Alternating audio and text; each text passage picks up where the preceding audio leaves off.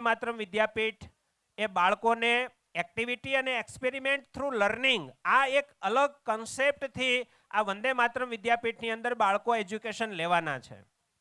6 to 8 સ્ટાન્ડર્ડની અંદર skill oriented work, પરંતુ એ બાળકની અંદર જ્યારે સ્પેશિયલ કોઈ સ્કિલ ડેવલપ કરવી હોય ને તો એમના ઉપર ચોક્કસ ફોકસ સાથે કામ કરવું ઘટે.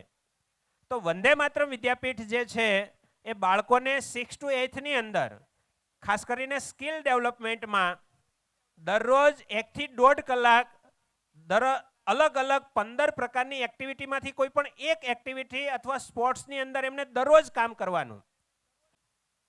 મિત્રો, બહુ બધું કાર્ય શિક્ષણની અંદર થતું હોય, પણ ગુજરાતની જે વાસ્તવિકતા છે એમાંની એક વાસ્તવિકતા એવી છે કે આપણે કરિયર ઓરિએન્ટેડ એજ્યુકેશનમાં એટલું બધું બિલીવ નથી કરતા અથવા ફોકસ નથી કરતા અથવા આપણને એમાં શું જ નથી.